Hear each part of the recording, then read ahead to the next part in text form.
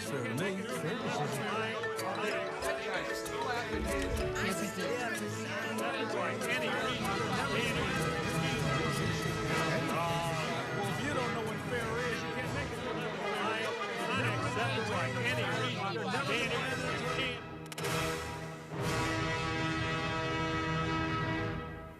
Donnybrook is made possible by the support of the Betsy and Thomas Patterson Foundation and the members of 9PBS. It's a full moon, so I'm going to have to get out of here before midnight, so we better get this carrying on. Alvin Reid sitting in for Charlie Brennan on tonight's Donnybrook. So we'll start it off with Wendy Wiese of KTRS, a founder, Bill McClellan of the St. Louis Post-Dispatch, yet another founder, Ray Hartmann, Raw Story, Riverfront Times, a columnist, and in my chair, Joe Holleman from the St. Louis Post-Dispatch. Well, on the anniversary of Michael Brown's death 8 years ago, 3 police representative organizations filed a lawsuit against the newly passed city statute calling for a Citizen Overview Board, COB. Ray, are you shocked that this lawsuit was filed when it was and what the lawsuit is about? I think it was entirely inappropriate, and I'm not ready to believe it was an accident that they did this on the 8th anniversary of Michael Brown's death. I think it's a terrible look. It's both terrible in optics and substance that the police unions are so threatened by oversight and accountability. I think the bill passed by the Board of Aldermen and signed by Tashara Jones, which was one of her big priorities for police accountability, is absolutely a positive step forward for this community in building trust. And I think people should welcome it. It would give, it would take policing the police out of the police department in a much more independent and credible way. And I don't think any good police officer should be threatened by it. I disagree with you, Ray. I think even the Ethical Society, which is the black officers, objected to this, and there's a big concern, and I understand it, that this oversight board is going to have a lot of anti-police officer activists, and the police don't have any part of it. I mean, like, internal affairs will be gone. This is going to handle all sorts of complaints, and right now, the police are in such a terrible position. I mean, the crime is just running rampant. We don't have enough cops, and just pile this on. I understand the concern. I don't blame them. Well, and a very wise person recently said that police officers don't know if they hear gunfire, whether they're, if they respond to it, are they going to get shot or are they going to get indicted? So it is a very tense time to be in law enforcement. And I think it's made even more tense when you have now a social media war of words between the mayor, who's calling the Ethical Society of Police bold-faced liars. They tried to react, I think, in a somewhat measured way, but it's just it's a bad look. And I don't understand, as the most powerful, one of the most powerful women in the state of Missouri, what the attraction is to social media. And I obviously, her supporters love Mayor Jones and her fiery, no-nonsense responses. But I think as a community, I don't know that it's really positive. I think for the officers, when they look at it, Mayor Jones has not been friendly toward the police. Like you say, she was calling the Ethical Society liars. And then you have Kim Gardner in the Circuit Attorney's Office and Cori Bush as the congressperson. If you were a police officer, it would be easy to see how you'd feel like people are lined up against you. And the Ethical Society, I'm sorry, Joe, but the Ethical Society just said that their problem with the proposal was that it was just too broad, that they just wanted to discuss a little bit more. A couple things I think. One is what I found sort of on first blush interesting was how quickly, once you get elected mayor, your allies become your enemies. I remember Vince Shamel calling the police officers pigs some years ago and getting into a pension fund fight over that, and now you have Tashara Jones calling them liars. So those that were your allies now go against you. I think when you have three groups that went together, the two regular unions, if you will, and the Right. one that is a specialty union, the Ethical Society, which represents predominantly black and officers of color, you have them all agreeing that they think it's too wide and they believe it violates state law, so they filed a suit, which is well within their right.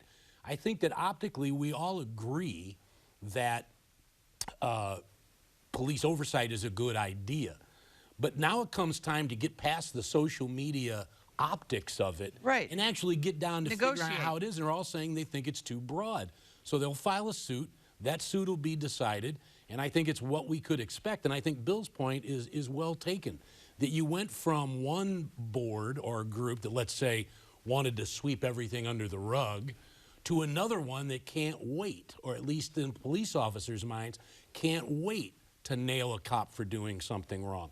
Somewhere in between is the real answer and what we really need. Yep. And this give and take with the lawsuits, hopefully will get us there. All right, I'm uncomfortable with kind of your takes on there is absolutely no way to find any fair-minded people to serve on this board. You just make it sound like it's just all going to be, you know, radical activists. And I don't think that's fair to the citizens of St. Louis. And I also,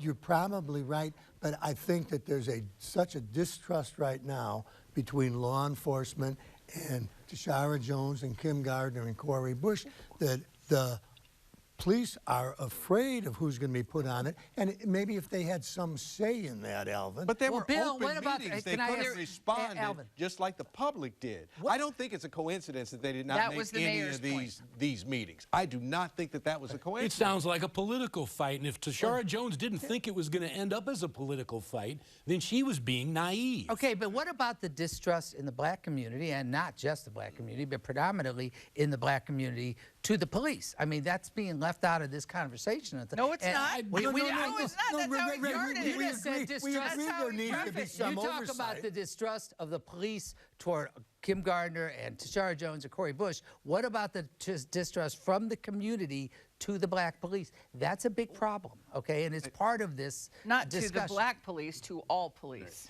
Correct, the black give us- community okay. to police. Yeah, Well, there needs to be oversight. I mean, Well, but that's great to say, but we don't have it, and with the internal affairs is not the answer. This is a counteroffer to that, and I do think, to your point, it needs to be hashed out, and the details will happen. I don't disagree with that, but the idea that they had to file this suit on Michael Brown's anniversary, the death of it, I think is really troubling. And to your point that they didn't want to talk about lack of faith, Ray. I mean, Yeah, you know, I mean, that's kind of that's a big coincidence. Let's put it that way. taking a big leap.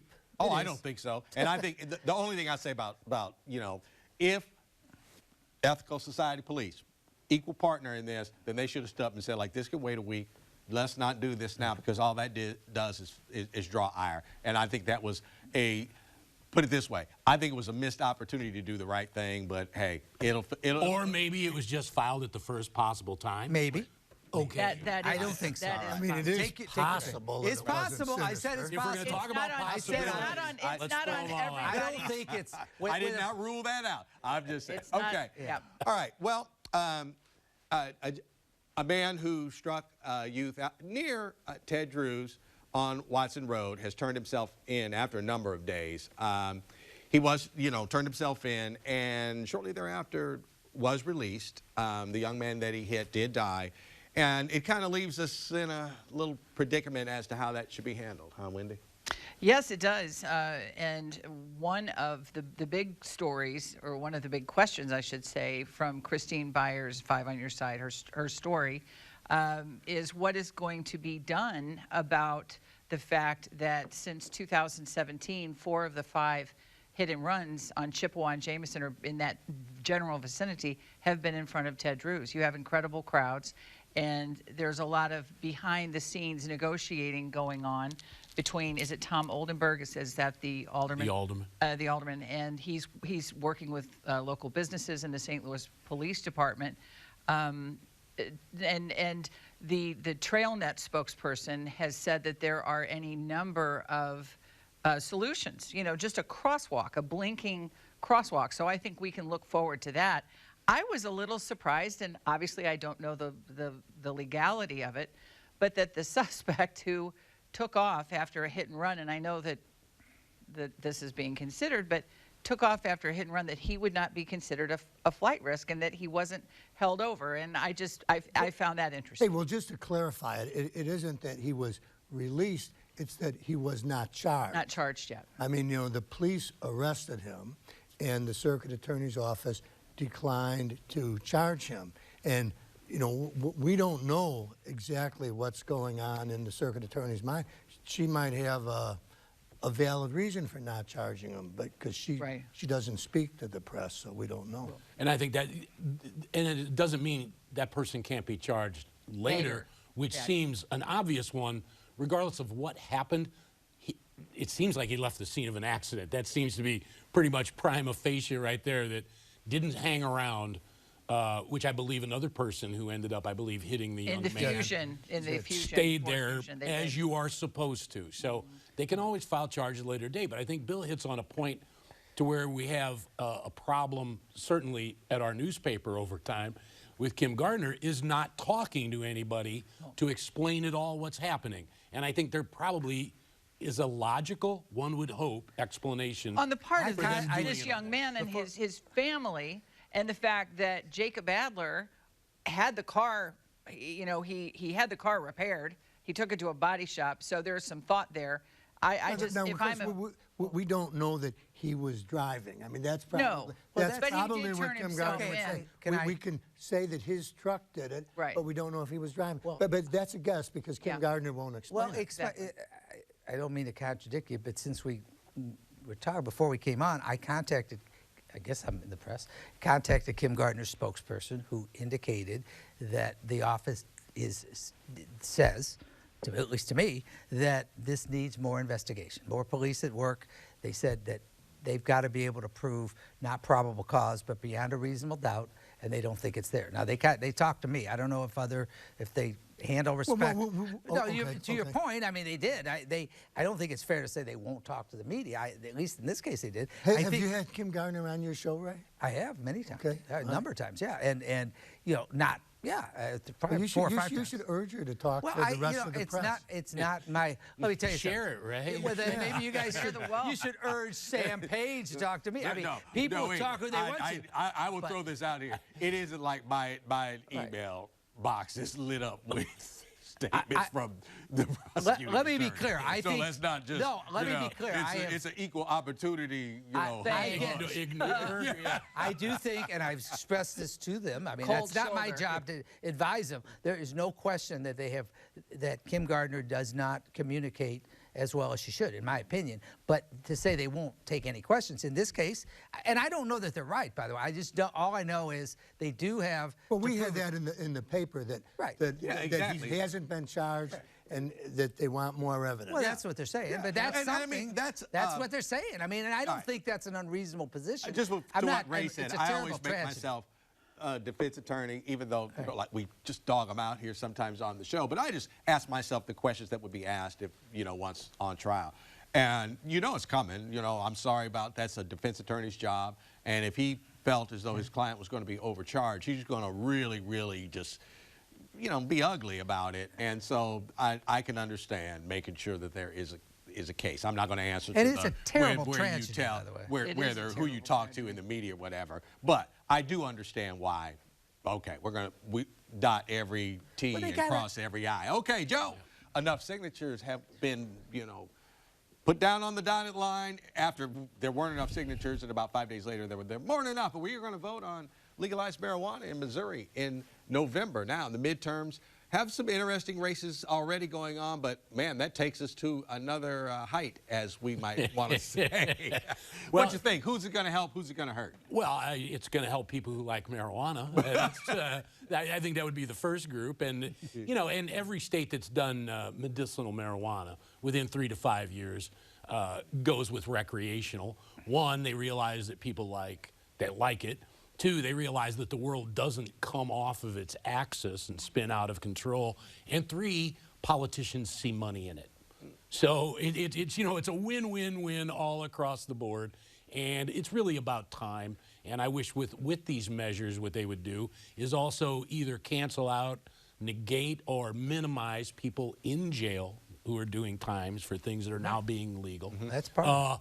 As far as who it's going to help, I don't think it's going to be a big help, but I guess if I had to lean to, maybe Democrats would get a tiny boost out of it. I think the races coming up in November are already going to get people out. So I don't think someone who's out there is just going to go, I'm going there to vote for marijuana, and oh, by the way, what's this Senate race? And I think they're already geared up. I don't think there's going to be a big vote. You know how I was saying, I think you underestimate the people as far as the COB. I think you overestimate the people. I think there will be people that head down there to vote on that one issue. Well, I think that there'll be young people who generally just don't care to vote, who might this time say, well, I'm going to go vote for pot. And they'll tend to be Democratic voters.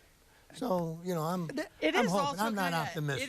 It is a little interesting when you look at the Democratic candidate for the Senate seat being vacated, because her family makes its money or made its money in an industry that is somewhat, has a little bit of a built-in conflict with the marijuana industry. So I'm just kind of curious to know how she's going to handle. No, it's just a little aside. Didn't she already? No, that was support? years ago when this all first started coming up. It was the alcohol industry that said no put way, the kibosh on for decades. The alcohol industry. Said, but I don't think right. decades. Exactly. That's what I'm saying. That's what I mean. But I think they've given up. And I don't know how that's going to. They wanted to keep that one legal drug. It's our legal Not drug. that other legal The drug. potato chip industry wanted it. Right. That's right. And the Taco Bell industry. I thought I saw she's supporting it. I'm sure she is. I just think it's kind of interesting that for so long that family. I don't know. We just got to stop beating up on Trudy Bush Valentine here. Oh, that's hilarious.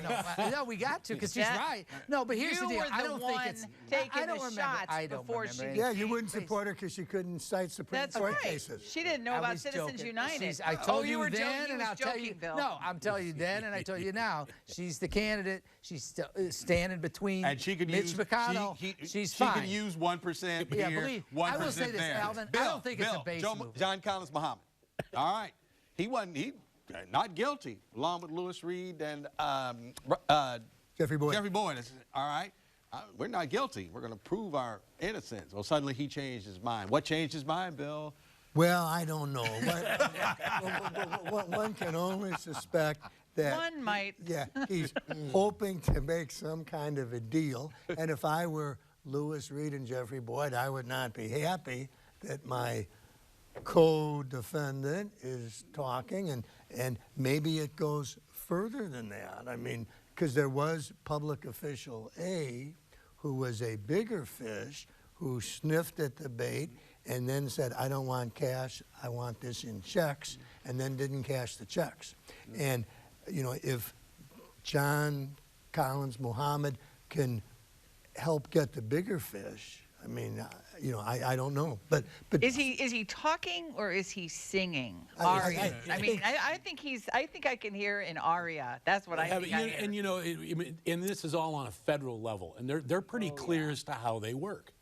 And and I know that John Collins Muhammad fancied himself a big fish in the Board of Aldermen, and I think now we're finding out where in the pond he actually fits in, because the federals always want. Who can you give me bigger? Who can you give me bigger? There was a guy wearing a wire that got them who did the same thing. He probably said, oh, you want me? I can give you. And that's the way they do it. And the federals have been doing that forever. Well, what about what about reduced time? Could he say, like, look, I will save us all the time and trouble of a trial if you sentence me to a year instead of 3 or 2. Are you saying he's cutting a deal? He's not in a position. Well, it's interesting. Hey, look. That better be a big fish he pulls out of that aquarium. Well, Alvin, I'm struck by. I'm trying here. I'm really struck by how public this is. I mean, in other words, a lot of times, most of the time, these kinds of negotiations are, and I'm not saying they should or shouldn't be, are done outside the light of day where people the likes of us were talking about them on television. It was, I don't have any opinion about any of the details other than I thought it was striking that it's as public at this point. Yeah. And I don't even know what that means. I think when people in public are indicted in the way that they were, you know, we all, this hasn't happened in decades in, you know, St. Louis, and not to this degree. So thus, you don't even have to really follow it closely to understand, A, the players, B, the federal government, C, you know, how the game is how played. the game is played. Yeah. Right, exactly. Yeah. And so I don't think it's really speculative to jump to, you know, like, okay. Somebody got singing. somebody singing La saying Boheme. something. All right, speaking of speculative, Joe, $1.2 billion proposed project down on Choteau's Landing. And I know we've heard that name and landing and development before, but you think this one can work? Well, sure. I mean, no, here's when I hear Choteau's Landing. 2 times in my career at the Post-Dispatch, as we've been 30 years, there's been a developer, and they sent myself and a photographer out to that area, and we took photos, and we walked around it, and it was going to be the next big thing. And I always remember going down there and saying, it's kind of separated from downtown. It's not really convenient. It doesn't flow into anything. The highways have cut it off. Geez, I don't know. And, of course, nothing happened. 10 years later, they send me, probably a different photographer, down to the thing. We did it again, you know, try to talk, you know, like, geez, it still seems separated. So, you know, God bless them for trying, but, I mean, I will literally believe it when I see it, that there's something that's going to happen in Choteau's absolutely. Landing. And absolutely. And it's interesting. It's also separated from Greater St. Louis and Arch Park, the business community, which is very involved. And I say separated. They were that organization, which has been extraordinarily involved in promoting any kind of real estate deals or talking about them downtown and in that central corridor. They're not even in the story, which I think is I don't even know what that means. It's not a criticism necessarily, but I would say that you could do a lot worse than to be very cautious about this. Well, I was a big proponent of Choteau's Pond. You know, the lake. I said, you know, everybody wants to live next to a lake, and we could divert some of the water and run it down Washington Avenue and have a little Venice. I believe you did columns on that. Yes, I you did. did. I did. I thought it was going to be called McClellan's Pond, actually. I thought Choteau's Pond McClellan's Folly. was really good, and it turned out that many, many years ago, there was a Choteau's Pond, and they closed it down because of cholera. I was just going to say, it was pretty much, it's not a good marketing It's like the name. Black They were Plague. good. They were good columns. They were good columns. And you know, you have to wonder about this New York developer. With only offices in New York and St. Louis. And That's the one in suspect. St. Louis is at 401 Pine Street. I mean, I just don't know. But it'd be Let's great. hope. It would be great to see it develop. They're saying it could take a decade, and like you, I think we'll. The only thing I'm concerned about is whether or not I'm going to be sent down there yet again with another photographer to go there. But Joe, this is about billions now, Joe. Billions, that's right. Billions. I don't know, man. You know, if they hadn't said the decade part, I might have said, like, hey, let's give them a shot. You know, like, hey, but, you know, we gotta try. Sure. You know, we gotta believe. Hey, nobody believe. said nobody's against All it. right. Yeah. All right. Good. Wake us when the first billion is spent. When the first you know, I mean, it's like I think it'd be great. 2-minute warning here, but a different sport than that. St. Louis Cardinals sweep the Yankees, swept the Cubs first. All right, first place. On we go. Going to win the World Series, ladies and gentlemen, or how far are we going? I cry every time I see Albert. I just think it's like a fairy tale ending, and everybody is so excited. We were there Sunday for the world's largest game, or the world's longest game, I should say. Oh my Lord! And it was so excited. It is so exciting. It was literally raining over half of the field. It was crazy to see. It was my stepmother's birthday. And I think they're going to go all the way this year. I really do. I think they've just got the momentum. I mean, because I am a sports expert. But my daughter, who's not a Cardinal fan, went to one of the games, and she was on the first base side, and she said that between innings, Albert Pujols and Yadier Molina and Adam Wainwright were standing there, you know, up on the railing watching the game.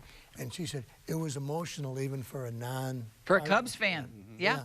So, Wow. I hope they do well. Well, I do too, and I'm sorry, Lorna, but if Albert Pujols gets within 5 more home runs of the mark he's shooting for, he's going to come back next year. Molina may be the only one retiring. I was going to say, like, Yeah. right, he will be the only one. That would be something. That would be great. Then we get to do it all over again. Well, and Waino can't retire. He's one of our best pitchers. Oh, ain't that- So it's not like he's running out the He won string. the other day. All right, let's go to the letters. Some of you appeared to be surprised at the number of votes Dr. Page and Cori Bush garnered. I was aware of their service and work done to get the necessary resources to my community. Their votes represent our enthusiastic appreciation. That from Joycine B. Davis of Belnor. Inspiring to hear the story of Jason Kander and his struggle with PTSD. Such an authentic human being, and we could use more of those in politics. I hope he runs for office again. That from Trevor Johnson. You can send a letter to Donnybrook, care of 9 PBS, 3655 Olive Street, St. Louis, Missouri, 63108. You can, I went a little too fast. Send a text to Donnybrook at 9pbs.org. And we have the Donnybrook comment line. Give us a call at 314-512-9094. You can reach us also at your favorite podcast location, Apple, Spotify, Google Play, and tune in. And we want to say goodbye to Sydney Sutter, Jr., our intern this summer. I worked with her right before the show. She brought these marvelous captions to you. Success at Indiana University in your junior year. Yell out, what are you majoring in? Film, television, digital production. Please run, hide, don't do it. No, I'm kidding. I'm kidding. This is great, and you did a great job. Joe Holleman, thank you so much for sitting in for me, who's sitting in for Charlie Brennan. All right, Bill and I will be back. We're going to talk to retiring superintendent of SLPS, Calvin Adams. Look forward to that show, especially since school is just about to get started. Thank you for watching. We'll see you next week. Donnybrook is made possible by the support of the Betsy and Thomas Patterson Foundation and the members of 9 PBS.